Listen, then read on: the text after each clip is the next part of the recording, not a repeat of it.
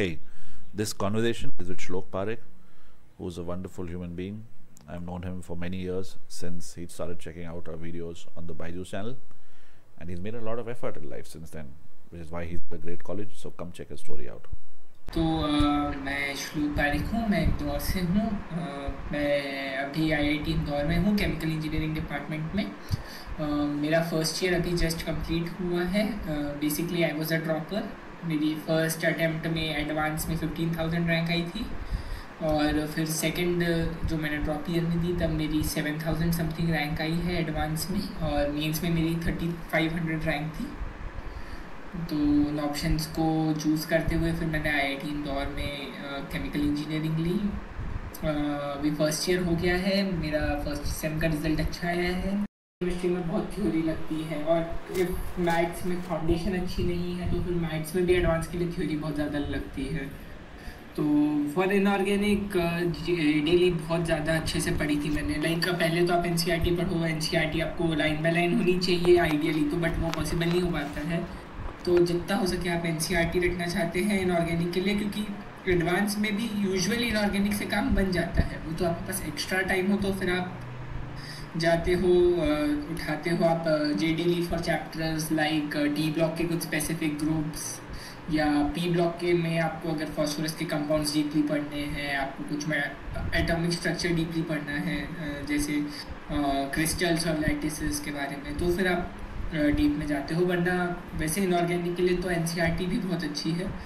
मेरी जो एडवांस हुई थी उसमें ऑलमोस्ट सारे क्वेश्चंस आप सिर्फ एनसीईआरटी के नॉलेज से कर सकते हो, एक्सेप्ट फॉर मे बी 1 और 2। सेकेंड के लिए जो हुआ मेरे साथ, तो ये हुआ था कि जनवरी की मेंस के बाद मेरा रिज़ल्ट काफ़ी मतलब डिसेंट सा रिज़ल्ट था। मेरी जनवरी मेंस के बाद परसेंटाइल बहुत अच्छी आई थी, तो मेरा मेंस तो बहुत अच्छे से सॉर्ट हो गया था। तो उसके बाद में एडवांस के लिए पढ़ना स्टार्ट करना था। उसके लिए मोटिवेशन यहाँ से आता है कि जब आपकी एडवांस के लिए प्रेप 0 हो, what you do is you try to give 1 or 2 previous year question papers. Okay, और मेरे साथ ये इसलिए वर्क किया कि मैंने जब पेपर्स दिए थे तो I was scoring some 40-50 marks out of 360, जो कि काफ़ी पुअर था। मुझे ऑब्वियसली इम्प्रूव करने की इच्छा थी। तो जब आपको दिखता है कि आप इतना लैक कर रहे हो, 35-40 स्कोर कर रहे हो, आपके subject wise cut offs clear नहीं हो रहे हैं, तो अपने आप अंदर से मोटिवेशन आता है कि यार पढ़ना तो पड़ेगा एडवांस के लिए। तो माय एडवाइस हमेशा से यही रही है, मैंने भी जो ये सीनियर से सुना है, और अभी मेरा भी यही माइंडसेट बन गया है कि अगर आप मीन्स जैन अटैम्प्ट इतने अच्छे से क्लियर कर लेते हैं, जैन अटैम्प्ट में आप बहुत अच्छा प्रिपेयर कीजिए, ताकि आपका मीन्स एक बार में जैन में ही सॉर्ट हो जाए और आपको अप्रैल में वापस मीन्स के लिए ना पढ़ना पड़े। मतलब ऑब्वियसली आप पढ़ोगे कि मेन स्टार्ट हो रही है उससे 1 वीक पहले, बट उसके बीच में जो आपकी बोर्ड्स आ रही हैं और प्रैक्टिकल्स चल रहे हैं, उस समय आप धीमे धीमे एडवांस की प्रैक्टिस करते जाइए। तब मेंस पे इतना फोकस ना करें, एक बार में मेंस सॉर्ट हो गया, आप 6 महीने एडवांस पर बहुत अच्छे से दे पाते हो, तो फिर मई में ना ज़्यादा प्रेशर रहता है, धीमे धीमे बहुत ज़्यादा हो गया रहता है। और मई में एक टाइम आता है अप्रैल वाले मेंस के रिज़ल्ट के बाद, जब जो मई में एडवांस और अप्रैल रिज़ल्ट्स के बाद का टाइम रहता है, उसमें बहुत ज़्यादा डिमोटिवेशन होता है। तो तब आप 2-3 दिन अगर पढ़ने की इच्छा नहीं हो रही है, तब 2-3 दिन रिलैक्स कर सकते हैं, टाइम ऑफ ले सकते हैं, थोड़ा थोड़ा पढ़ सकते हैं। तब भी कोई ज़्यादा इफेक्ट नहीं होता, प्रेशर नहीं बनता, स्ट्रेस नहीं बनता, अगर आप पहले से थोड़ा सा पढ़ रहे हो तो। और ड्रॉप ईयर, मैं ड्रॉप पर ही हूँ। मैंने ड्रॉप लिया था बेसिकली, मेरी फर्स्ट अटैम्प्ट में एडवांस क्लियर हुई थी। I had scored 15,100 something rank, और बट मेरे को उसमें सेटिस्फैक्शन नहीं था, तो फिर मैंने ड्रॉप लिया था। डिसिप्लिन की ज़रूरत सबसे ज़्यादा है। आई फील अगर मैं डिसिप्लिन होता तो मेरा रिज़ल्ट और बेटर आ सकता था, बट मैं वो थोड़ा कम था। अब अगर आप फुल डे कोचिंग किसी डमी कॉलेज, मतलब किसी ड्रॉप कोचिंग से, जैसे हमारे यहाँ पे एलन जो 9 से 9 फुल डे कोचिंग्स रहती हैं, अगर वो ले रहे हैं तो आपका डिसिप्लिन अपने आप मेंटेन हो जाता है। बट अगर वो नहीं है, आप पार्ट टाइम कोचिंग्स ले रहे हैं, तो फिर डिसिप्लिन बहुत इंपॉर्टेंट हो जाता है, क्योंकि सिर्फ पार्ट टाइम से काम नहीं बनता, और जो एक्स्ट्रा टाइम है फिर वो बहुत ज़्यादा वेस्ट होता है, जैसा मेरे साथ भी हुआ था।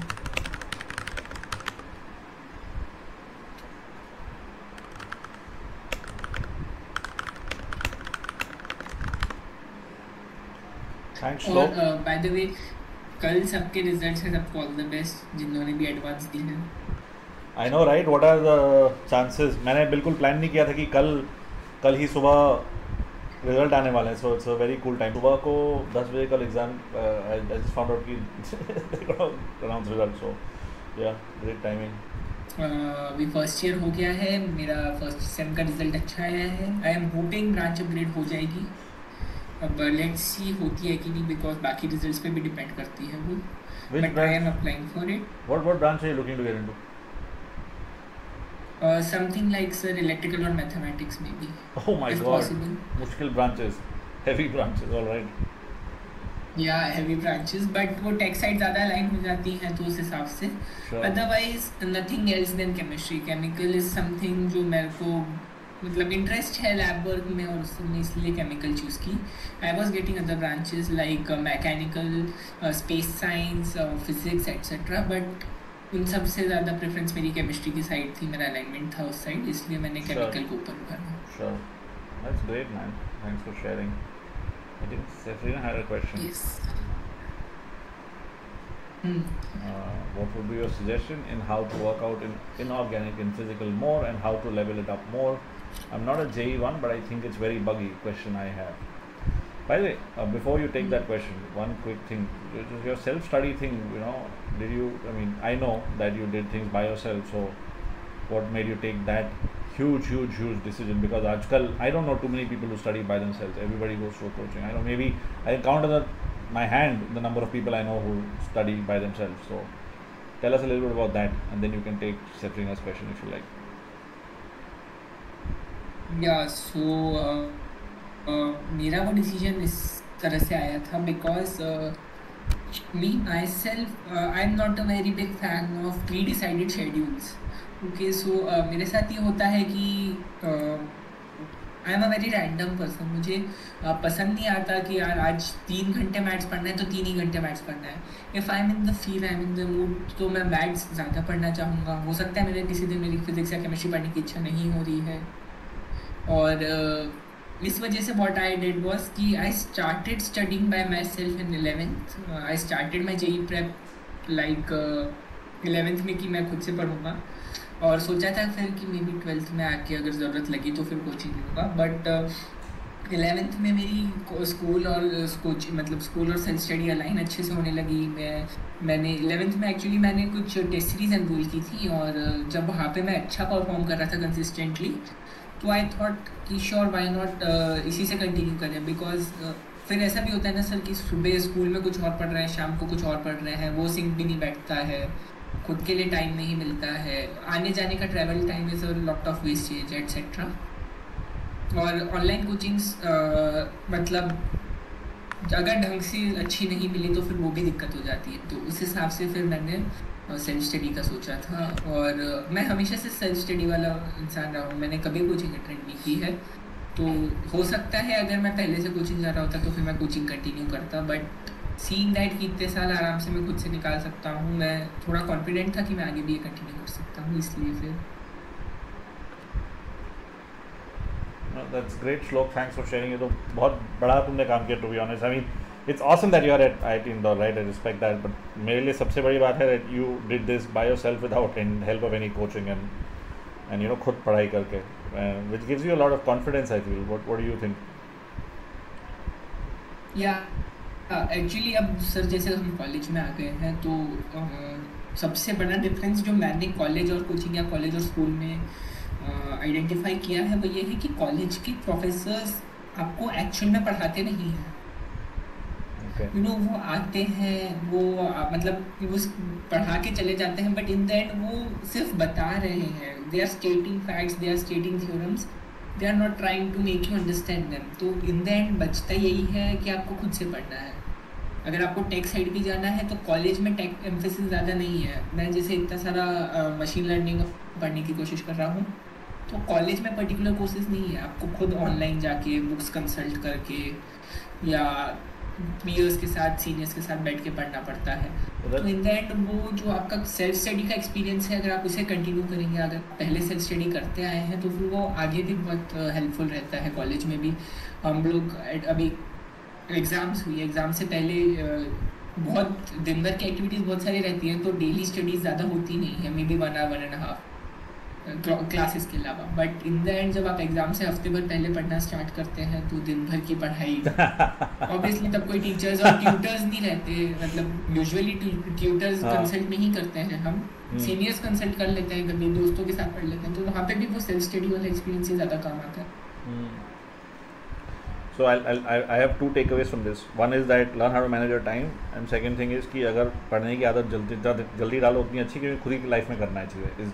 Is that right to say from that?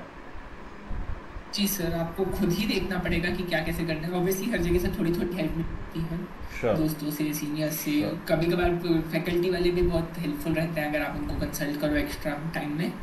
But आप अगर ऐसा समझोगे कि कॉलेज में सिर्फ क्लासेस जाके आपका काम हो जाएगा तो वो नहीं हो पाता है। Absolutely. Nobody spoon feed you. You got to do everything by yourself. And one question before we take Dr. Strange Junior's question. You know, and I think it's kind of related to that in a way. कि आप did you read books or did you when your self study thing?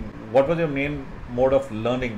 Mostly it was a mix of both sir. जो subjects मैं, जैसे chemistry for example, अगर मेरे को chemistry और physics लगता था कि मैं खुद से कर सकता हूँ, तो उनमें it was mostly me reading books, me spending a lot of time on reading different books. मैं ऑर्गेनिक के लिए जैसे इनऑर्गेनिक के लिए मैं जेडी कंसल्ट करता था और वो करता था। फिजिकल के लिए मैं सेंगेज यूज़ की, हालांकि Cengage is not a good book for physical, but वो की थी मैंने कंसल्ट। और फिजिक्स में भी मैं फिजिक्स की सेंगेज इज़ गुड, फिजिक्स की सेंगेज इज़ वेरी गुड, तो मैंने वो पढ़ता था। बट मैथ्स वॉज समथिंग जो मेरे को लगता था कि मैं फर्स्ट ट्राई में खुद से बुक से नहीं समझ सकता हूँ, तो मैथ्स में मैं फर्स्ट ऑनलाइन रिसोर्सेज कंसल्ट करता था। भूमिका मैम के वीडियोज़ रहते थे बायजूस पे वगैरह वगैरह। वीडियोस पढ़ने के बाद जब मेरे को थोड़ा एक बेसिक आइडिया मिलने लगता था, फिर मैं बुक्स कंसल्ट करता था, तो ज़्यादा हेल्पफुल रहता था अगर ज़रूरत पड़ी तो। That's great. So basically things that you found easy, you read from books directly. जो चीज़ें आपको थोड़ा चैलेंजिंग लगी, you would have a mix of lectures and books. All right. Yeah, because मैंने देखा था जब मैं पहले डायरेक्टली किसी बुक से मैथ्स पढ़ने लगा था, तो I could hardly understand 10-15% of it on the first go. तो अगर मैं पहले कहीं पे कोई वीडियो से, रिसोर्सेज से, कहीं पे किसी लेक्चर से थोड़ा पहले ज़्यादा पढ़ लूँ और फिर बुक्स कंसल्ट करूँ, तो वो ज़्यादा हेल्पफुल हो रहा था। अपने ऊपर है, आपका एक्सपीरियंस कैसा है उस पर। That's a very good point. Maths में even I haven't found a good book that I can refer. I can tell people, hey, read this book. I had a really good maths teacher in school. Anyway, someone's asking about organic chemistry. I'll read it out. How should one approach organic chemistry? Like, is there some on YouTube, or are there some books or something who focuses more on extreme basics and just mugging up reactions? And is mugging up the reaction really that important in comparison to understanding the concepts to a level where you don't have to remember stuff? Says Dr. Strange Jr. You catch that? Or I'll just tag you also on this so you can also read it. तो actually मेरा organic के साथ experience बहुत बुरा रहा है। मैंने बहुत प्रिपरेशन की थी एडवांस के लिए, स्पेसिफिकली ऑर्गेनिक पे, बिकॉज मेरा फिजिकल और इनऑर्गेनिक काफ़ी अच्छा था। तो ऑर्गेनिक के लिए मैंने बहुत पढ़ा, मैंने बहुत सारी स्टीरियो केमिस्ट्री पढ़ी, बहुत रिएक्शन मैकेनिज्म्स पढ़े, and in the end I think I can say कि मैं ऑर्गेनिक में ऑलमोस्ट 0 स्कोर करके आया हूँ एडवांस में। मे बी सब 5-7 नंबर आए होंगे तो, वरना आई थिंक ऑर्गेनिक में 0 है मेरा। No, and I was laughing with you, not at you. But and you're talking, you don't have to justify. That's fine, man. It's all right. You decided to skip organic, you did. And यही मैं सब लोगों को यहाँ बताने की कोशिश करता हूँ, यार, play to your strengths. तुम लोग stop listening to random YouTubers जो तुम वो ढिंडोरा पीटते हैं कि ये भी कर लो, वो भी कर लो. Maybe we'll put this one on YouTube also. It will be ironic. But यार तुम अपना देखो ना, और you and your friend next to you may do different things. You don't necessarily have to all fit in that perfect mold कि तुमको सब चीज़ थोड़ा आना चाहिए. You're a slow living example of having got a good grade with ditching organic. He ditched organic and he still did okay. So you can decide to ditch some parts of whatever and still do okay. जैसे normal reactions होते हैं आपके carbonyl chemistry के, halo alkanes के वगैरह, वो सब में मैं बहुत स्टूडेंट था। बट इन द एंड जब रीड था एडवांस का, it was usually a mixture of many things. उसमें आपका PNC लग जाता है कभी कभार, क्योंकि स्टीरियो केमिकल एस्पेक्ट्स आ जाते हैं, कितने आइसोमर्स बन रहे हैं, किस टाइप के आइसोमर्स बन रहे हैं। फर्स्ट ऑफ ऑल यूजुअली वो क्वेश्चंस टाइम बहुत कंज्यूम करते हैं, तो I try to leave them for the end, और फिर उसके बाद उसमें आपका परफेक्ट आंसर आना बहुत रेयर चांस हो जाता है। बिकॉज इट्स हाईली पॉसिबल आप हमेशा एक या दो आइसोमर मिस जाते हो. It's not your fault but हो जाता है जल्दी जल्दी में एग्जाम प्रेशर में. तो unless I was very confident I tried to skip them. इसलिए in the end organic chemistry पे अगर आपको फोकस करना है तो आपको स्टार्ट करना पड़ेगा स्टीरियो केमिस्ट्री और रिएक्शन मैकेनिज्म पे. बाकी चीज़ें तो आप रट सकते हो बट अगर ये दोनों पे अप्रोच मतलब मैंने काफ़ी कोशिश की फिर भी in the end I stuck. Reaction mechanism वाला पार्ट दोनों ने बहुत अच्छे से कवर किया था. मेरे को वहीं से हेल्प मिली थी. नितिका मैम के पुराने लेक्चर्स जो बायजूस की वेबसाइट पे थे, बायजूस की यूट्यूब चैनल पे थे, और आई थिंक पाहुल सर नाम है वेदांतु पे. तो आप स्टार्ट करो ऑर्गेनिक केमिस्ट्री में रिएक्शन मैकेनिज्म और स्टीरियो केमिस्ट्री से इफ़ वो अच्छे से हो गया है. क्योंकि बाकी चीज़ें तो आप एनसीईआरटी से रट लोगे, it's more than enough. But अगर ये आ रहा है तो आप सारे वेरिएशंस अंडरस्टैंड कवर कर पाओगे. तो उसके लिए एक बहुत अच्छी बुक थी मेरी. I don't think I remember you. हाँ, this book is called reactions rearrangements and reagents by S M. Sanyal. बहुत बड़ी मतलब not very big book, Morrison Boyle जैसी बड़ी बुक नहीं है ये, बट इसमें रिएक्शन मैकेनिज्म और स्टीरियो केमिस्ट्री वाला पार्ट बहुत अच्छे से कवर्ड है. And then it also covers से सम 30 और 40 इम्पॉर्टेंट नेम्ड रिएक्शंस मैकेनिज्म्स के साथ, जैसे जो यूजुअली पूछते हैं अपन लोगों से एडवांस में, जैसे कॉल रिअरेंजमेंट वगैरह. तो ऑब्वियसली मॉरिसन बॉयल एक अच्छी बुक है. मैंने एक और बुक कंसल्ट की, मेरे को नाम नहीं याद आ रहा है, बट एक ही एस.एम. सान्याल करके बुक अगर आप रिएक्शन मैकेनिज्म के लिए कंसल्ट करना चाहें तो it's good. In the and वही रहेगा कि आप ज़्यादा बुक्स पे फोकस भी ना करें, कंफ्यूज होते हैं. अगर आपने एक चैप्टर किसी बुक से उठाया है तो प्लीज़ वो एक चैप्टर पहले से उस बुक से पढ़िए फिर दूसरे में जाइए, मतलब बीच बीच में कन्फ्यूजन काफ़ी हो जाता है. ऑर्गेनिक तभी करो अगर बहुत मन है और ठीक से करो, because you may just miss stuff out. as he did very nice analysis, thank you for that stereo chemistry का अगर तुमको कुछ प्रोडक्ट्स पूछे, number of products, and you miss out one, you lose marks there and it's very time consuming. Play to your strengths. Yeah, usually वो questions negative marking के साथ आते हैं, तो एग्जाम में आप इतना टाइम वेस्ट करो और फिर नेगेटिव लेके जाओ, उसकी बजाय मैथ्स के कुछ क्वेश्चंस ऐसे रहते हैं जो टाइम कंज्यूमिंग रहते हैं बट स्ट्रेट फॉरवर्ड रहते हैं, तो आप उन पे टाइम ज़्यादा स्पेंड करें. So tell us about college, man. What was other stuff? Like, how do you like college other than पढ़ाई? क्या चल रहा है? पढ़ाई के अलावा बहुत सारी चीज़ें चल रही हैं सर. फेस्ट की प्रिपरेशन की थी हमने. इस बार हमने सोनू निगम को बुलाया था. That was a very memorable event.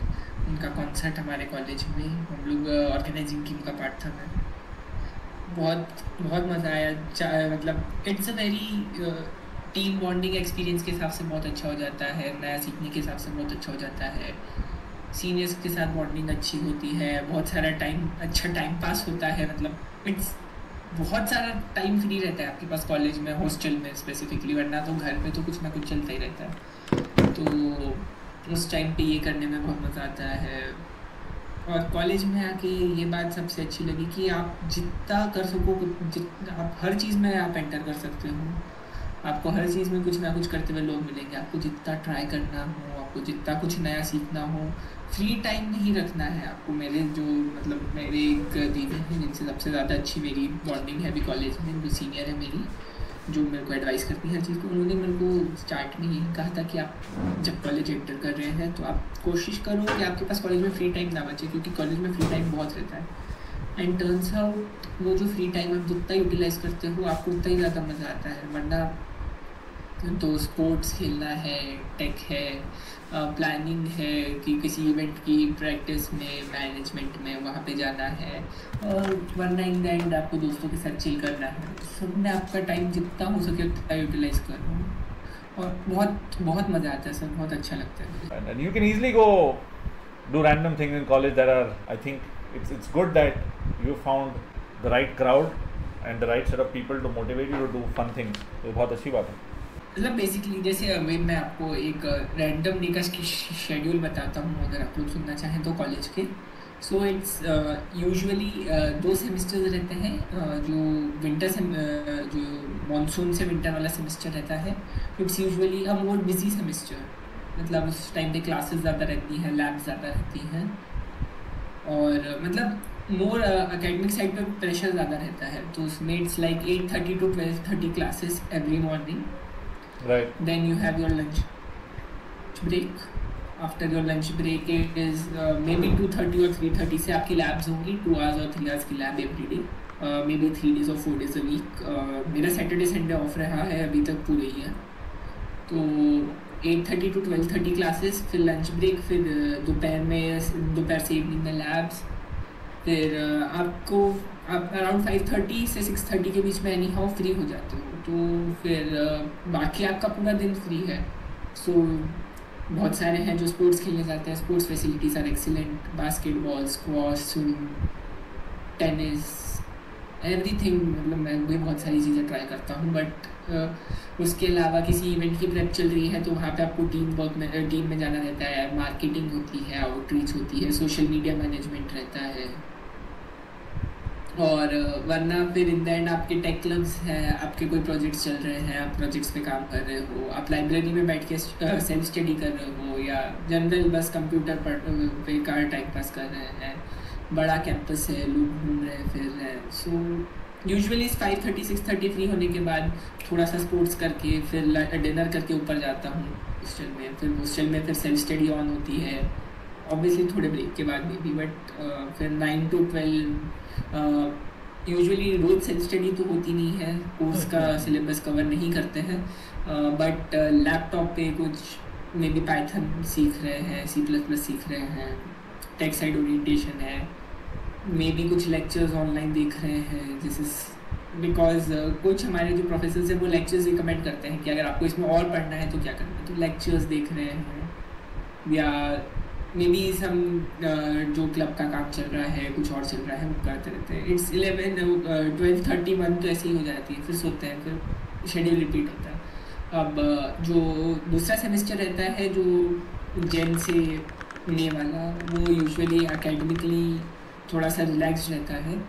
जैसे इस बार मेरी सिर्फ 10:30 to 12:30 2 hours क्लासेस थी और सिर्फ एक दिन लैब थी, तो it's a lot of free time, extreme free time. तो 10:30 to 12:30 क्लासेस हैं, लंच करके फिर तो फ्री है, तो आप तभी रूम चले जा रहे हैं, फिर आप 1 o'clock से मे बी 5 और 6 o'clock तक पढ़ रहे हैं, अपना काम कर रहे हैं, मे बी नींद पूरी कर रहे हैं, फिर शाम को काम स्टार्ट होता है।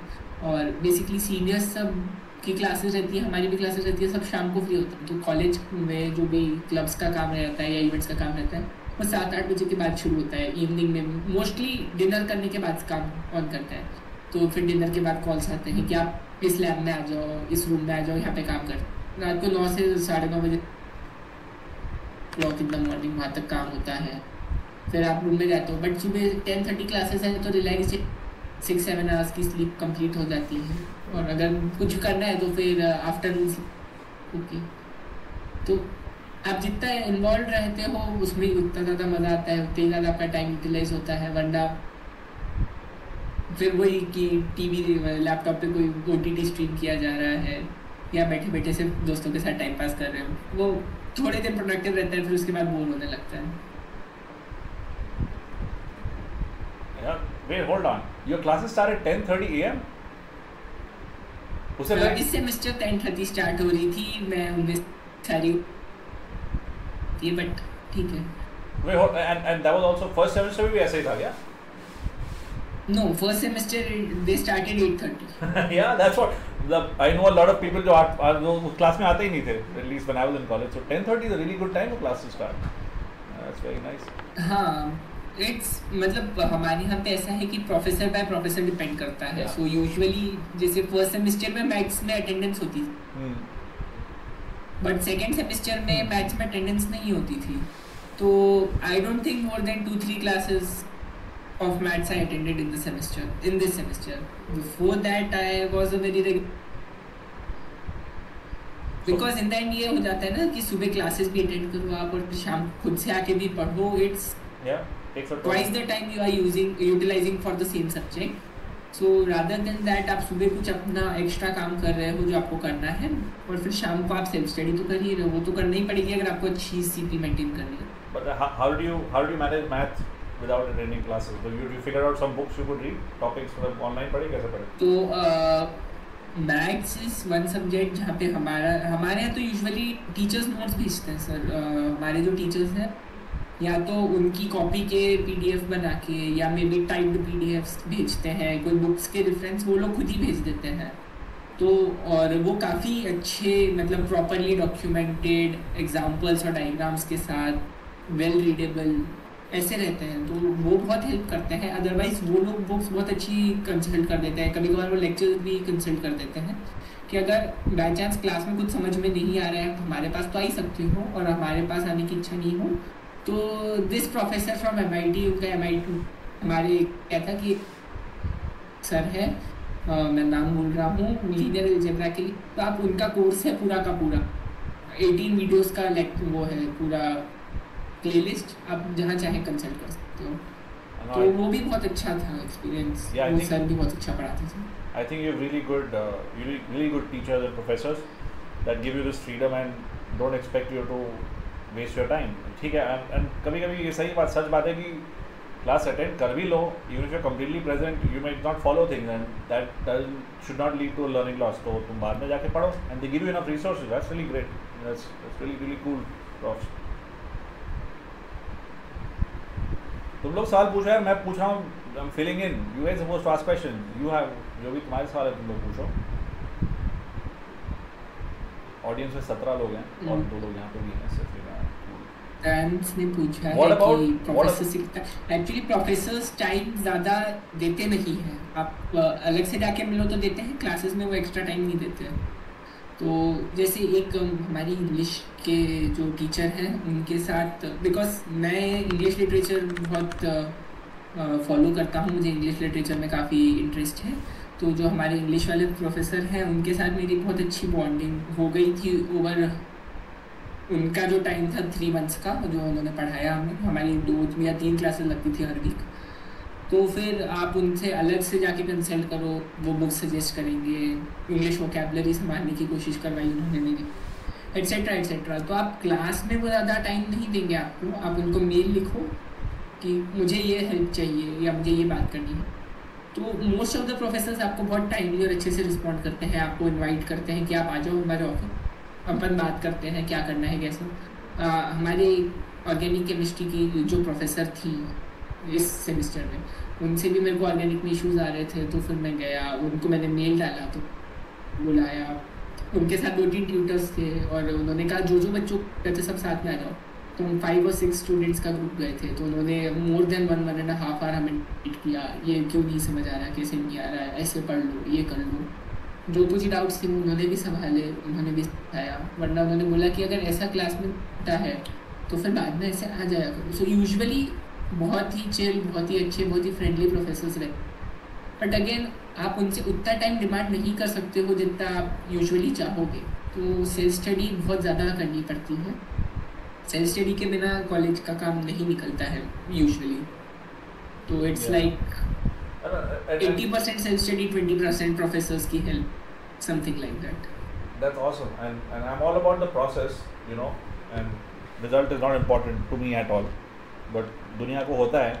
So just for about just a minute, if you don't mind, would you like sharing what your academic result was? You've told us all about the input, जो भी आपने किया पूरे साल में.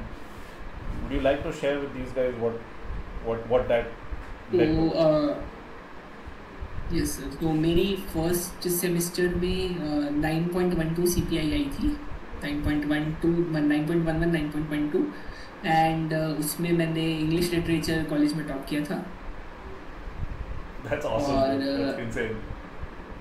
इस सेकेंड सेमेस्टर में मेरी 9.55 आई है और इस बार मैंने केमिस्ट्री का कोर्स टॉप किया है। Can we hold on a clap for this guy for a second? I don't know if you guys are going to turn on your thing, but I'm just going to clap for it because that's crazy. Chemistry, not just because he taught chemistry, but awesome. That's just out of this world. All right. Sorry, continue. Overall, अभी 9.3 CPI हो गई है, जो weighted average की वजह से 9.3 है. Sure. No, but that's crazy. तो अभी अच्छा स्टार्ट है. Yeah, definitely, and don't tell your parents I said this, but you can decide, you can literally chill for the next 3 years because of this crazy CG you got in the first year. Even if you do nothing in the next 3 years, you'll still have like a 8.5 or something, or 8 के ऊपर होगा just because you did so well in the first year. And to all of you here जो अभी college जाने वाले हैं, यार पहले साल में एफर्ट लगा दो, don't burn out. I know I'm giving a random Gyan thing. Obviously, Shlok does not look anywhere close to burnout, right? He's doing his thing, he's figured things out, he has a lot of energy. Think about that. JEE is nothing. I know I'm going to be like one of those weird people saying, bhai, ये तो कुछ नहीं है. Like, your life starts after your college thing. So, life में energy रखो. Yeah. भारी हो गया थोड़ा. वो मतलब CPI एक पॉइंट के बाद आपको डजेंट मैटर. अभी फर्स्ट ईयर में इतना ट्राई इसलिए हो गया क्योंकि you know I was hopping कि मैं अगर अच्छा परफॉर्म करूंगा तो मे बी ब्रांच चेंज के लिए ऑप्ट करूं. No, it definitely matters. Don't be humble. थोड़ा सा और you got a great score. It अच्छा matters. हो सकता था मे बी, बट एक बार आप 9+ अचीव कर लेते हो. 9+ में कितना प्लस है इट डजेंट मैटर. आपको 9 के आसपास मेंटेन करनी है. हमारे कॉलेज में ये मतलब जहाँ पे भी जितने लोगों से जितने सीनियर से बात की है मैंने, वो ये है कि आप 9 के अराउंड मेंटेन करो. 8.5 9.5 के बीच में कुछ. इट्स 8.5 से 9 के बीच में भी अगर है तो इट्स गुड, और 9 के जस्ट ऊपर है तो इट्स वेरी वेल. तो आप ज़्यादा टेंशन भी मत लें, ज़्यादा भी ना पड़े, बट एटलीस्ट एक 9 आप अच्छे से मेंटेन करते हो तो आगे हर जगह में भी आपको अगर से आपके बीटेक के बाद आपको रिसर्च में जाना है, टेक करनी है, PhD करनी है बाहर की यूनिवर्सिटीज़ में, तो एक 9 पॉइंटर अच्छा दिखता है. बड़ी कंपनीज में 9 पॉइंटर एक आपको बेनिफिट देता है. तो उसके लिए एक 9 पॉइंट के अराउंड आप मेंटेन करो कि कभी भी अगर पता चला इस सेम में थोड़े कम भी बने हैं तो भी अगले सेम में 9 का.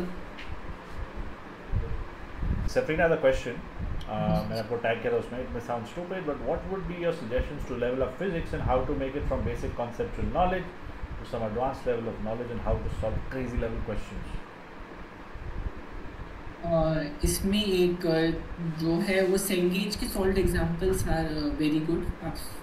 ऑब्वियसली सेंगेज के सॉल्व एग्जांपल्स का लेवल थोड़ा हाई रहता है. तो अगर आपको एडवांस के क्वेश्चन सॉल्व करने हैं, माय एडवाइस वुड भी पहले आप जब आपका थ्योरी बहुत अच्छे से कवर हो चुकी है तो आप PYQ से स्टार्ट करें. एडवांस के PYQs, स्पेशली जो सब्जेक्टिव PYQs हैं, मे बी 2008-10 के आसपास के. सो 20-25 ईयर्स के जो पिछले हैं, आप MCQs पे बाद में जाएँ, पहले आप सब करें क्योंकि आपको पूरी प्रोसीजर आपको अच्छे से एक बार समझती है कि यहाँ पे ये चीज़ क्यों लिखी है, इसका आगे कहाँ काम आने वाला है वगैरह. यूजुअली MCQs में क्या होता है कि आप बहुत चीज़ें एस्टिमेट कर सकते हैं, आप स्किप कर सकते हैं, बट जो सब्जेक्टिव क्वेश्चंस थे उनका एक पार्ट भी कभी कभार पूरे क्वेश्चन के बराबर. आप पहले सब्जेक्टिव क्वेश्चन ट्राई करें PYQs फिजिक्स में स्पेसिफिकली. बाकी मेरे को केमिस्ट्री और मैथ्स में आई डोंट थिंक इतने पुराने PYQs किस काम के हैं. नहीं तो फिर इस बार आई हर्ड कि नीट में फिजिक्स काफ़ी अच्छे लेवल अप आया है. फॉर दैट एक जो चीज़ हमने लास्ट ईयर आई थिंक मैंने सर NCERT एग्जाम्पलर के एक ह्यूज लोड ऑफ एक huge percentage of questions directly mains के पेपर्स में आ रहे थे, और वो नीट के पेपर्स में भी हुआ था. केमिस्ट्री में स्पेसिफिकली, बट फिजिक्स में भी बहुत सारे क्वेश्चन जो असर्शन चीज़ वो डायरेक्ट NCERT एग्जाम्पलर से. जैसे मेरी शिफ्ट में आई रिमेंबर मैं जब पेपर दे के घर आया था, आई वॉज लाइक ये देखा सा क्यों लग रहा है. And when me and sir discuss it was like 3 question chemistry में डायरेक्ट NCERT एग्जाम, फिजिक्स में डायरेक्ट फ्रॉम. और वो क्वेश्चंस ऐसे थे, जैसे एक क्वेश्चन था कि ओर्स की मैचिंग. अब ओर मैचिंग आप भी याद रखते हो कि कौन सा ओर में कौन सा फॉर्म.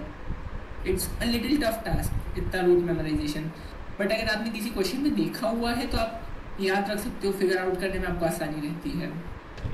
तो उस हिसाब से अगर जैसे आपकी मेंस या नीट के 1 मंथ पहले में भी आप जब फुल फाइनल प्रेप के टाइम पे हो तो आप कोशिश करना चाहेंगे कि आप एग्जाम्पलर फिजिक्स केमिस्ट्री की स्पेशली, और अगर हो सके तो मैथ्स की सॉल्व करें पूरी अच्छे से.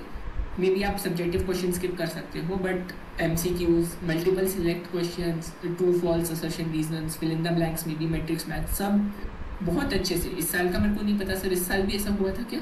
It was doable. I couldn't find too many directly from exemplar, but doing those questions helped for sure. I think आपके बैच के बाद the cat was out of the bag because we went live and हमारे लाखों views थे उन videos पे, and we were like देखो NCERT से exemplar NTA को ये करना चाहिए. We were shouting, so maybe they heard, I don't know. So it's good, अच्छी बात है. Like you shouldn't have like questions directly from textbooks coming. Like वो क्वेश्चंस आसान नहीं रहते. आप देखें अगर कि नॉर्मल मेंस के लेवल के क्वेश्चन से वो थोड़े अप नॉच ही रहते हैं एग्जाम्पल के क्वेश्चन. गुड क्वेश्चंस, थोड़ा thinking the questions are great, but they should be the same आप question. उनसे प्रैक्टिस कर सकते हो. Yeah. I think the only concern we had was कि यार same सवाल तो मत दो, थोड़ा तो बदल दो. Is IIT good if you want to pursue research? Maybe IIS, ISRs.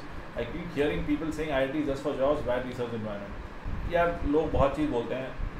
I'm not gonna diss on those people or anything. तुमको खुद जाके देखना है ना. लोग तो हज़ार चीज़ बोलते रहते हैं. Hey, by the way, Shlok, did you happen to go check your college out before you joined? मतलब आप जाके देख के आए थे what it's like? Did that happen at all? Yes sir, it did happen once. The last year's college fest मैं attend करने चला गया था one day and उससे मेरे को काफ़ी मतलब एक clarity मिली थी. I tasted the mess food और फिर मेरे को doubt हो गया था मेरे को आना चाहिए कि नहीं.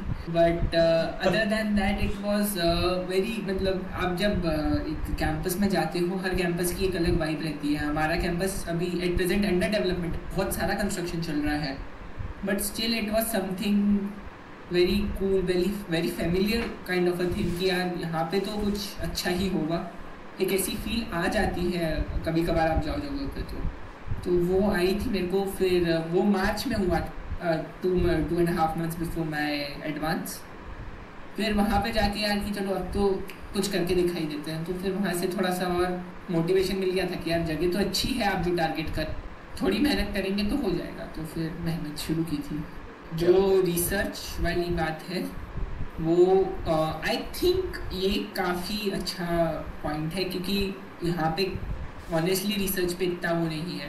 यूजुअली आप अगर रिसर्च करना चाहते हो तो हमारे यहाँ कहते से एमटेक या पीएचडी में अगर आपको कोई बाहर की अच्छी यूनिवर्सिटी चाहिए अब्रॉड, तो आपको 1 या 2 रिसर्च पेपर्स होने चाहिए जिनमें आपने कंट्रीब्यूट किया है, तो प्रोसेस आसान हो जाती है. बट आईआईटीज़ में मतलब हमारे आईआईटी में तो स्पेसिफिकली ऐसा कल्चर कम है, बिकॉज स्टूडेंट्स ऐसे रिसर्च में इन्वॉल्व या तो वो खुद से नहीं हो रहे हैं या प्रोफेसर्स अपॉर्चुनिटी नहीं दे. बेसिकली अगर जैसे क्लासेस के बाद लैब में काम करना इज़ नॉट वेरी, अगर आप इंकरेज करेंगे तभी आपका रिसर्च बढ़ेंगी, रिसर्च में काम ज़्यादा होगा.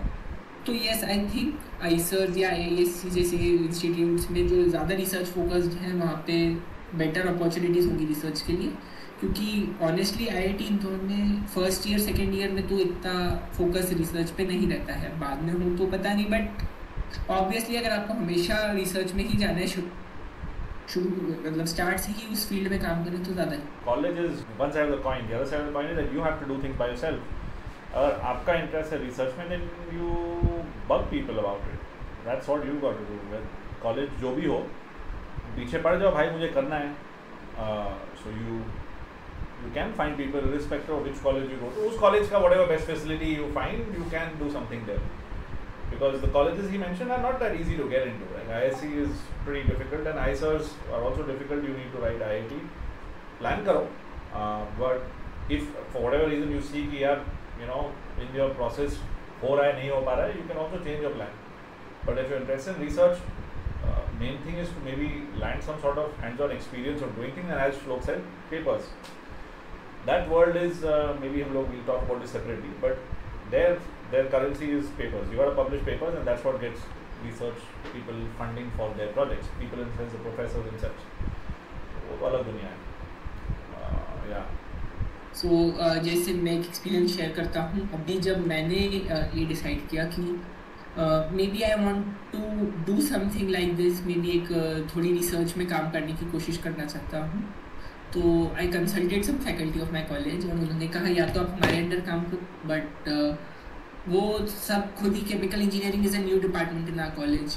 4 years बैक ही B Tech in chemical engineering start हुआ है इंदौर में. तो ऑब्वियसली यहाँ के फैकल्टी इतने रिकगनाइज्ड नहीं हैं. सो research usually it doesn't matter, but research के मामले में यू वांट कि आपके रिसर्च पेपर में किसी डिस्टिंग्विश्ड प्रोफेसर का नाम या कोई बड़ा टॉपिक आप कंसल्ट कर रहे हैं.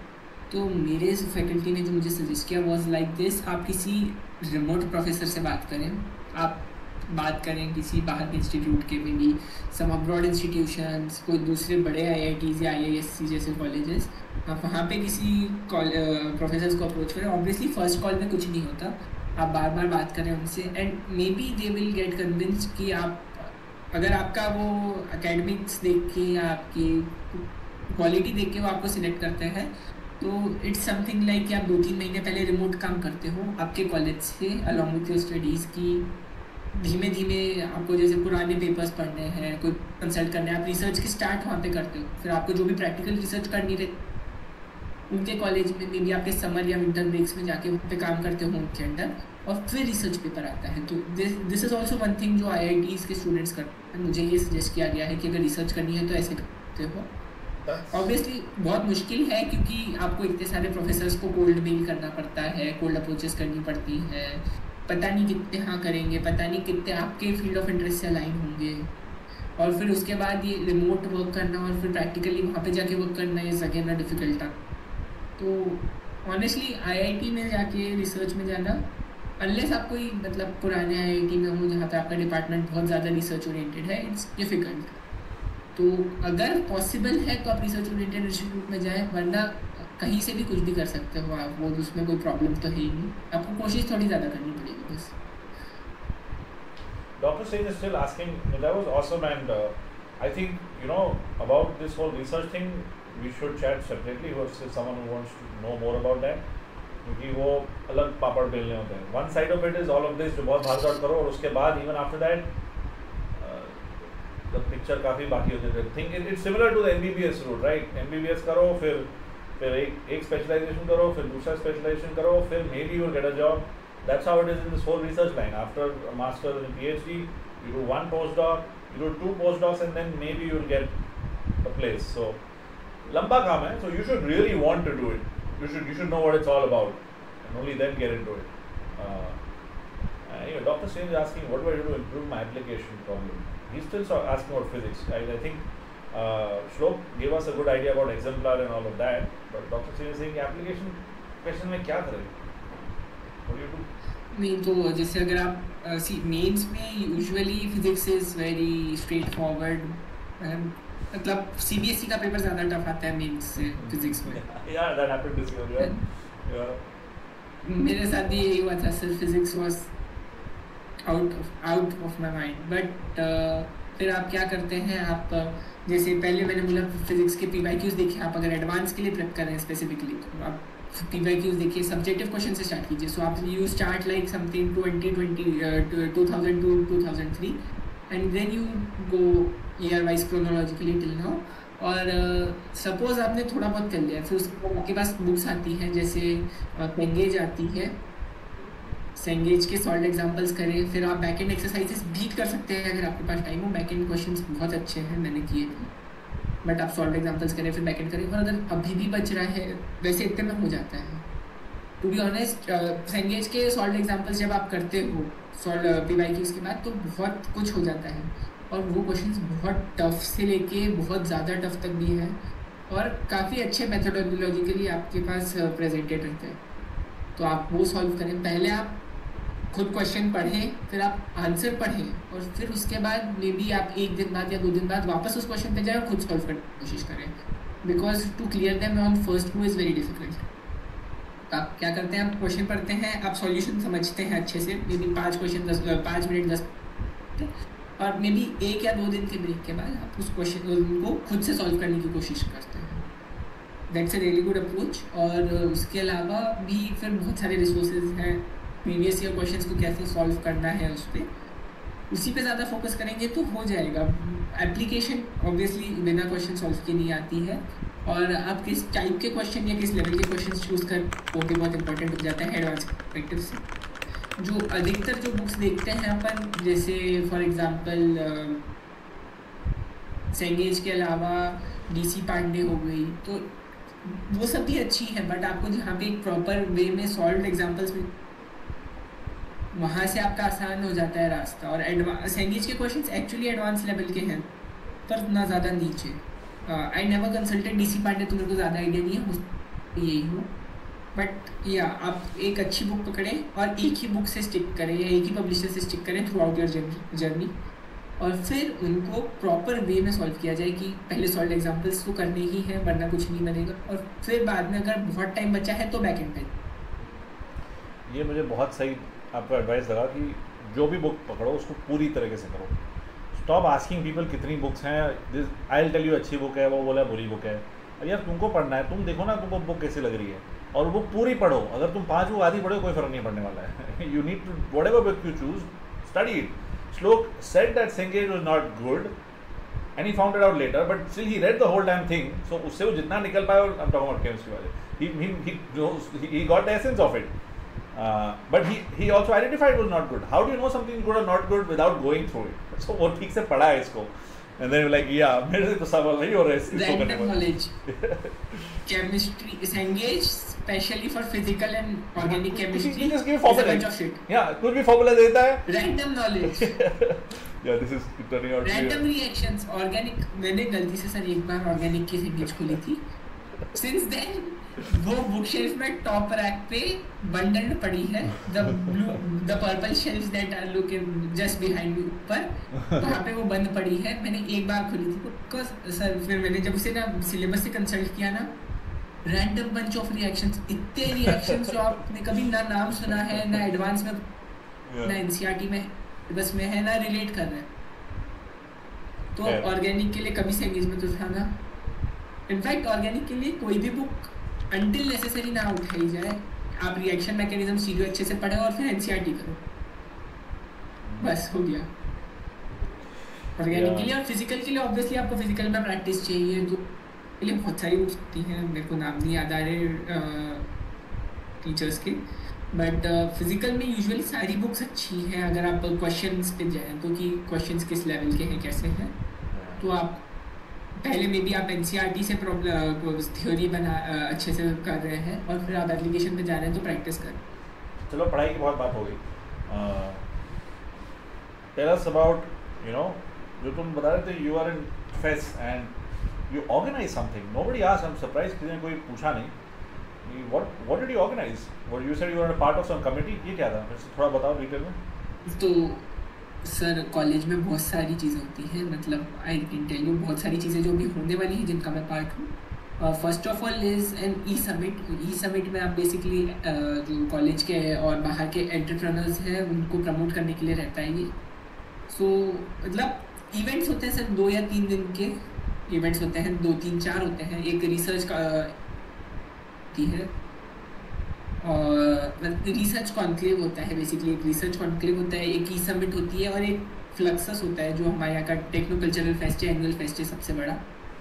तो व्हाट हैपेंस इज कि जैसे हर फेस्ट के बहुत सारी चीज़ें होती हैं होने के लिए, आपको फेस्ट के लिए फंड्स चाहिए रहते हैं, आपको उस फेस्ट को आपको फंड्स को मैनेज करना है, आपको फेस्ट को मैनेज करना है, आपको फेस्ट में ऑडियंस बुलानी रहती है, और उसके साथ साथ में है आपको फेस्ट की ग्राउंड रियलिटी को पूरा मेंटेन, जैसे कि अगर फेस्ट हो रहा है तो उसमें स्टेज है, बड़ी लाइट्स हैं, साउंड सिस्टम है, डेकोरेशंस है, वो से लेकर फिर आपके पास जो बहुत सारी चीज़ें जो बैकग्राउंड में चलती हैं कि सोशल मीडिया मैनेज हो रहा है, सोशल मीडिया पे पोस्ट जल्दी फेस्ट में हुआ ये आया वो आया, तो वो सब चीज़ें करने के लिए बड़ी बड़ी टीम्स होती हैं सर। आई मीन मैं अकेला नहीं हूँ किसी भी चीज़ में। इट्स लाइक जो फ्लक्सस हुआ था हमारी 80 ऑड पीपल की टीम थी, 50 from first year, 20-25 from second year और 3-4-5 थर्ड ईयर से। तो ऐसी टीम्स बना के वी आर द पीपल जो पूरा बैकग्राउंड डिसाइड करते हैं, और जो फेस्ट के 3-4 दिन रहता है पूरा कॉलेज का कंट्रोल हमारे अंदर रहता है। मतलब ऑब्वियसली हमारे थर्ड ईयर ज़्यादा कंट्रोल करते हैं, पता है कि क्या कैसे करना है। तो अलग अलग डिपार्टमेंट्स होते हैं, एक आउटरीच का डिपार्टमेंट होता है जिसमें आप बेसिकली टिकट सेल करते हैं आपके लिए। इट्स लाइक मतलब आप टेक कॉलेज में आके आप नॉन टेक चीज़ें एक्सप्लोर कर रहे हैं। तो एक मार्केटिंग का डोमेन होता है, मैं मार्केटिंग में था, तो basically you invite sponsors for, आप एडवर्टीजमेंट्स लगाते हैं दूसरी कंपनीज़ की और इन रिटर्न आप उनसे फ़ी डिमांड करते हैं। एक वो चीज़ हो जाती है। एक चीज़ हो जाती है वेब डेवलपमेंट की। हमारी जो फ्लक्स, आप लोग कोई भी इवेंट की वेबसाइट खोलेंगे IIT इंदौर की, वो हम स्टूडेंट्स ही डिज़ाइन करते हैं। And all the web dev part जो बैक एंड पार्ट होता है वो भी सब हमारे स्टूडेंट्स ही करते हैं। तो एक वो पार्ट हो जाता है और एक लॉजिस्टिक्स का पार्ट हो जाता है, जैसे जो मैंने आपको बोला कि स्टेज बन रहा है, डेकोरेशंस बन रही हैं। ऑब्वियसली स्टेज तो आउटसोर्स कर देते हैं, stage is a very big thing, तो वो आउटसोर्स हो जाती है। बट जैसे डेकोरेशंस हो रहे हैं तो हम लोग स्टेयर्स लेके भाग रहे हैं, स्टेयर्स के ऊपर चढ़ के वहाँ पे डेकोरेशंस हैंग किए जा रहे हैं, और दोनों रास्ते में बैनर्स चिपकाना है, बैनर्स डिज़ाइन करने हैं और रूट्स बनानी है, बेसिकली एवरीथिंग मोस्टली सब हम लोग डिसाइड करते हैं। फिर अगर कुछ चीज़ जो बहुत बड़ी है वो आउटसोर्स की जाती है, तो ये पूरा मैनेजमेंट भी बहुत एक अच्छा बहुत फन पार्ट रहता है किसी भी फेस्ट के पहले। और फिर जब पहले हो जाता है, जब आपके सामने वो इवेंट अच्छे से सक्सेसफुली कंडक्ट होता है, it's a very good feeling. हाँ, besides the fact that it looks good in your CV, it actually teaches you a lot of things by just doing these things. मतलब I am sure जो तुम्हारे third year के लोग हैं जो अभी manage कर रहे हैं, वो लोग भी 2 साल गिर पड़ के सीखे हैं, देख के क्या होता है, गड़बड़ी देखी है, ये प्लान किया था, ये फेल हो गया, बारिश हो गई, सडनली ये हो गया, स्पीकर काम नहीं कर रहा है। या fest are fun man, fest are great fun. I think जैसे इस साल हुआ बेसिकली जब जैसे सोनू निगम आ रहा है, ऑब्वियसली सोनू निगम बहुत बड़ा नाम है, हमारे यहाँ पे भी जब अनाउंस हुआ कि वो आ रहे हैं तो it was a very big deal. और जब हमने टिकट्स सेल करना स्टार्ट की, टर्न्स आउट किसी ने, मतलब नॉट फ्रॉम आवर कॉलेज में भी, पता नहीं किसी ने कुछ स्कैम करने की कोशिश की। दे मे बी सेल कुछ पेड टिकट्स बिकी शायद, या कुछ ब्लैक में टिकट्स बिकी और समथिंग, और then it was total chaos. उसकी वजह से फिर इन द एंड हमें सेल्स बंद करनी पड़ी, हमें जितने टिकट्स बेचनी थी हम बेच नहीं पाए, बिकॉज कोई फेक टिकट्स बेच रहा था एंड लीगल मैटर्स हो गए थे इस वजह से। तो वो सब भी होता है, वो भी संभालने को मिलता है। एक और इंसिडेंट जो हुआ था कि हमने जैसे स्पॉन्सरशिप के लिए बात हुई, तो एक कंपनी है अर्बन मग करके, सो व्हाट इट डज, वो पैकेज्ड वाटर के लिए है, वो पैकेज वाटर बॉटल्स बनाते हैं। तो गर्मी का मौसम था सर, मार्च का, एंड बहुत गर्मी थी, तो हम उनको भी बुलाते हैं हर साल, एक ऐसा स्पॉन्सर रहता है। व्हाट दे डू इसकी ठंडी पानी की बोतल्स की अवेलेबिलिटी जो भी बाहर से आते हैं उनको अगर खरीदनी हो तो इसके लिए वो रखते। नाउ व्हाट हैपेंड वाज कि जब हम उन्हें डील कर रहे थे हम उनसे, तो सब फर्स्ट ईयर गाय उन्हें उसने कह दिया कि 30,000 पीपल आते हैं 3 डेज़ के अंदर। मतलब ऑब्वियसली उसमें जैसे 5,000 तो यहाँ पे रहे जो कैंपस के, तो 5,000 इंटू 3 15,000 तो बट जो उसने 30,000 अमाउंट कोट किया वो थोड़ा फिशी था। और सो व्हाट हैपेंड वाज कि उसने सोचे 30,000 पीपल है, 3 दिन की बात है, बहुत ज़्यादा गर्मी है, तो जो 10 रुपीज़ की स्मॉल बॉटल होती है, ही ब्रॉट 40,000 स्मॉल बॉटल थी, only 4,000 out of 40,000, so only 10%। And उससे आई थिंक सम 50-60,000 रुपीज़ ही gave as a sponsorship fee. Okay, तो in the end it was total chaos कि एमओयू कहाँ है, लीगल इश्यूज ये वगैरह। रात को जब फेस्ट एंड हुआ तो वो भी फिर सीनियर्स ने हैंडल किया, उससे देखने में उससे समझ में आया कि कितने काम हैंडल थे वो, वरना लीगल इश्यूज हो सकते थे सर, क्योंकि हमने डॉक्यूमेंट साइन किए थे without totally refunding. 60,000 is a big amount, और वो रिफंड कैसे करके आई डोंट, बट 10, 15, 20 एक स्मॉल अमाउंट उन्हें रिफंड किया, और लीगल इशू कैसे एंड किया वो भी बहुत कामली से 15-20 मिनट के अंदर। वो एक और चीज़ है जो देखने की कि यार बाद में कभी कुछ हो तो कैसे संभालना है, बिना पैनिक नहीं करना। But that's very interesting. हाँ, तो maybe the people who were doing this they were not experience enough to realise कि भाई लोग तो इतने हैं कॉलेज में, बट सब लोग तुम्हारा पानी थोड़ी ना खरीदने वाले हैं। पानी वही खरीदेगा जिसको पैसा खर्च करना है, लोग व्हाटएवर यार सम फ्रैक्शन या मार्केटिंग में अलग-अलग डोमेन्स होते हैं।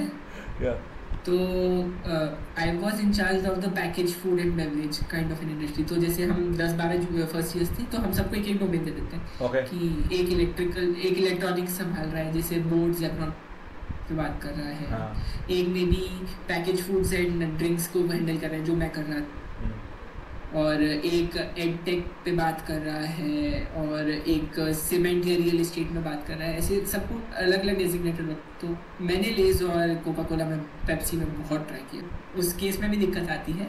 इन द एंड इट्स कि छोटी कंपनीज आसान, मतलब छोटी भी नहीं बट इतनी बड़ी कंपनीज जो नहीं होती हैं वो आसानी से मान जाती हैं। जैसे आई close Nestle was one sponsor जो मेरे थ्रू। अरे वाह, दैट्स लवली। तो इट वाज बिकॉज एक चीज़ ये मिली थी कि जिससे हमने बात की वो आईआईटी इंदौर का पुराना एलुमनी था। that's great. The second thing was Yeah. कि आपको एक ऐसा पिन पॉइंट करना पड़ता है जिससे कंपनी को भी उतना ही फायदा हो रहा हो जितना आपको फायदा हो रहा है। Yeah. वो सिर्फ मार्केटिंग के लिए नहीं बिल्कुल, आती, बिल्कुल। आपको उनको कुछ और इंसेंटिव देना पड़ता है। तो आफ्टर उनका अच्छा परफॉर्मेंस हमारे यहाँ पे एक आउटलेट खुला है नेस्ले का। दे वर ट्राइंग सिंस लॉन्ग कि हम आईआईटी इंदौर में एक हमारा छोटा सा कैफे आउटलेट इस्टेब्लिश कर पाए। तो हमने उनको कहा कि आप आओ, आप अपनी सर्विसेज यहाँ पे 2-3 दिन, हम फैकल्टीज बेसिकली हमारे जो भी आउटलेट बनता है वो फैकल्टीज के थ्रू अप्रूव होके बनता है। करेक्ट। तो हम फैकल्टीज़ को बुलाएंगे, अगर उनको आपका वर्क, आपका खाना, आपकी चीज़ें अच्छी लगी तो may be they will approve and it was worth taking bat. तो उन्होंने फिर वो बैठ ली, फिर वो काम करी, फिर अप्रूवल आया और अब मे बी हम जब सेकेंड ईयर में ज्वाइन करेंगे तब तक वो रेडी हो जाए। Any parting thoughts on this you want to share with the counselling ध्यान से बने सब। काउंसलिंग बहुत एक ऐसा डिसीजन है जो बहुत सोच समझ के लेना चाहिए। कौन सी ब्रांच, कौन सा कॉलेज, कौन सी location, it's lot of things जो आपको पर्सपेक्टिव में रखनी पड़ती हैं। तो my advice would be give a very big thought before it.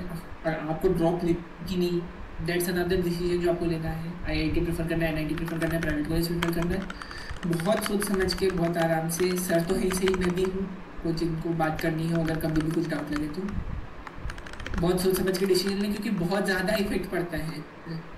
मतलब मैं कुछ बताता हूँ, मेरे एक दोस्त ने भी ड्रॉप लिया था मेरे साथ भी। मतलब we were not in contact drop year में, but we were good friends from school and after drop year he did not get a very good advance rank और उसने भी कॉलेज ज्वाइन किया है, private college Manipal university Jaipur में। right. And turns out private colleges में sir इतना exposure daily life में तो नहीं है। No, what you've told me is an eye opener for me. I don't know any college जहाँ पे इतना भागदौड़ होती है. I think IISc में bachelors में students were given a lot of freedom, but this was 12 years back. So, but it's good to know from your point of view. Yes, मैंने बॉम्बे में बात की है, वहाँ पे भी मतलब सिमिलर वर्क कल्चर ही कॉमन है कि फेस्ट वेस्ट सब स्टूडेंट्स मैनेज करते हैं। बट हाँ ये है कि जैसे आप अगर सर हमारे कॉलेज में प्रोजेक्ट्स अलॉट जो हो रहे हैं, जैसे फॉर एग्जांपल अभी सर मिनिस्ट्री ऑफ हेल्थ जो है सेंट्रल गवर्नमेंट की, उनकी तरफ से कुछ प्रोजेक्ट्स आए हैं। बिकॉज हम एक बेसिकली हमारा कैंपस 20 किलोमीटर्स अवे है इंदौर की main city and it's area जो एक विलेज जैसा है, not exactly a village but rural area जैसा ही। तो वहाँ पे आसपास के हेल्थ केयर की फैसिलिटीज करने के लिए जो प्रोजेक्ट है वो rather than going to some private company और गवर्नमेंट ऑर्गेनाइजेशन कॉलेज को आया है। और फिर कॉलेज वाले क्या करते हैं, वो हम जैसे स्टूडेंट्स को अलॉट करते हैं वर्क। जैसे जो भी मशीन लर्निंग का पार्ट है, हमें प्रोजेक्ट्स उसके आए हैं, हमें वेबसाइट डेवलपमेंट के प्रोजेक्ट्स हैं। तो इट्स कि जो गवर्नमेंट जो बड़े प्रोजेक्ट्स हैं, जो प्रोजेक्ट्स ऐसे हैं जिनसे आप सच में एक इम्पैक्ट क्रिएट कर रहे हो, मे बी कुछ लोगों की लाइफ अच्छी कर रहे हो, वो प्रोजेक्ट्स प्राइवेट कॉलेजेस में ऐसे आसानी से नहीं जाते। तो एक्सपोजर बहुत ज़्यादा है इस side rather than comparing to some private college. तो बाय जो मतलब ऑब्वियसली आपके ऊपर है फाइनल डिसीजन, बट अगर आपको कोई ख़राब ब्रांच भी मिल रही हो, नॉन कोर मतलब जैसे सिविल को यूजुअली लोग अच्छा नहीं मानते हैं, बट सिविल माइनिंग को छोड़ के सिविल, सेरामिक, क्लॉथ, जो भी इंडस्ट्रियल इंजीनियरिंग, ऐसी ब्रांचेस में भी आप अगर किसी आईआईटी या एनआईटी में जाएं तो it might be a better decision in the long run rather than taking some CSE at a private institution जो नॉट, जैसे इंदौर में एक्रोपोलिस, मेडिकैप्स, पास में वीआईटी हो गया या मणिपाल का एग्जांपल हो गया जो मेरा पता है। तो वो प्रेफर करने की बजाय आप किसी गवर्नमेंट इंस्टीट्यूट में मे बी जो मेरी इंसाइट है जो मैंने देखी है, ऑब्जर्व की। Yeah, I think it's important that the students check things out for themselves and take a call instead of asking 10 people कि क्या किया। Like here, तो you've given a very detailed first-hand encounter of exactly what life is. Normally जो भी सवाल होते हैं वो काफ़ी superficial होते हैं, like people ask Reddit पे या फिर किसी चाचा भाई से पूछते हैं, but those are just like one line, हाँ अच्छा है, नहीं ये बुरा है, right? Like but क्या है, the details matter. So the inputs you have given are great. If you guys, the rest of you watching this here live or not, can do that, वो करो. Please find out what's there and then go for it. Anyway, thanks Shlok, thanks for everything, and we'll see you around, and thanks everybody for joining in. Bye. Hare Krishna. See you. Bye. Thank you, sir. Bye. Bye bye. If you've stuck around till now, great, you made it till the end. Come check out the Discord server. Shlok is around. There are many wonderful people. There are some teachers. Ask as many doubts as you like. Ask for advice. See you around.